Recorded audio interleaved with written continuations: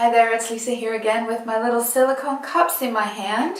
I just want to have a little bit of a conversation with you guys today about 2020. Can you believe it?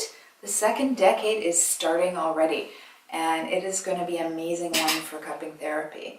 So, you know what's happening this year? In the summertime, we are going to have another Olympics.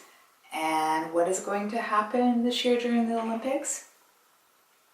Well, what's going to happen this year during the Olympics is that we're all going to learn that cupping is not a fad, and it is going to be proven time and time again this summer. You don't want to wait for it. You don't want to be chasing the ball after the Olympics trying to figure out where you can learn cupping. Be ready. Start educating your clients about cupping therapy now, because it is an amazing treatment. There's a reason why Olympic athletes are using cupping to improve their performance. If you want to talk about musculoskeletal conditions in cupping therapy, let's just take a minute to look at that. So an athlete is using their muscles every day, right? To build muscle, we have to tear muscle. When we tear muscle, we get collagen fibrils coming to the area and building up to form dense tissue. Now, this is part of the process of building muscle. It's a natural process. If you do too much muscle tearing, then it can cause scar tissue and it can cause limitations in range of motion. Of course, these athletes absolutely do not want that to happen. That is not where they're going with it, right? They're just building and tearing enough muscle to make very, very strong tissues. These people are conditioned athletes. Don't forget that in your treatments. You don't want to treat your clients the same way that an Olympic athlete is getting treated. However, we're going to teach you how to treat them properly. But I'm going to go back to that muscle tearing. So when the collagen fiber is formed, it's formed in random patterns on the body.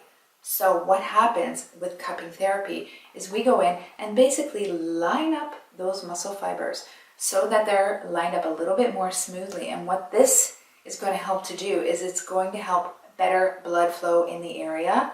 It's going to help better nervous system response in the area. It's going to help oxygenate those tissues because of the better blood flow in the area. So the question is, how is this going to impact the athlete? If they have better blood flow, then they have more oxygen, then they have better performance. And it's really that simple.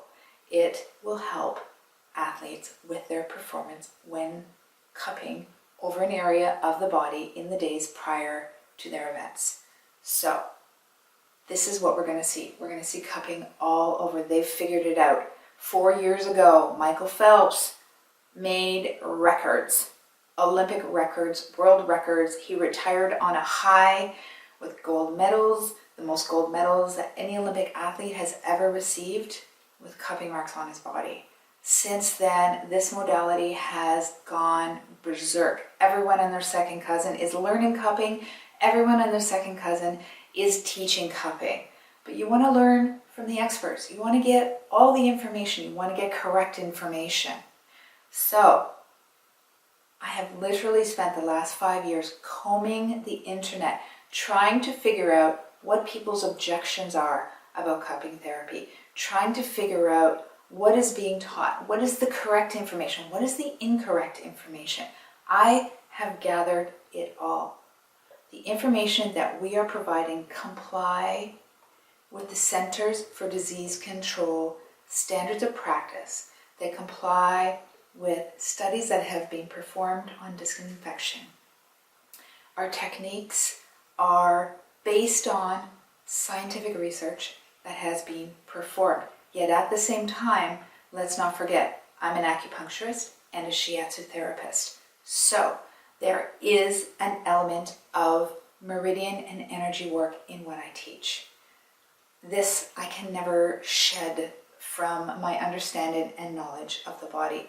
But what that gives you is it gives you a little bit deeper understanding too, what the cupping marks actually mean. What message are those marks telling you?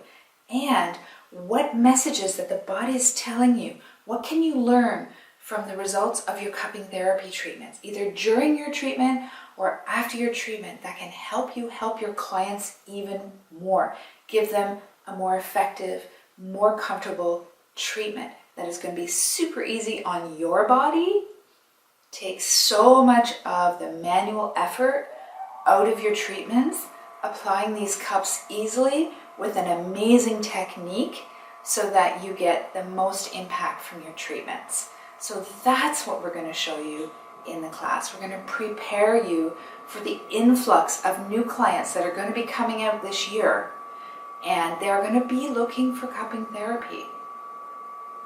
We're ahead of the game here, but I promise you it is going to happen. I've been watching it for the last 4 years. People are realizing that cupping is real. This is not pseudoscience. This is not a gimmick. This is a treatment that works. Anyone who has practiced or studied cupping, no matter who they've studied or practiced it with, will tell you they've got great results. Unfortunately, even bad cupping is good cupping, but good cupping is fantastic cupping. Don't sell yourself short. Get a proper training in cupping therapy and pop your practice. You really, really will be so happy that you did. Okay, so we'll see you online, and happy cupping!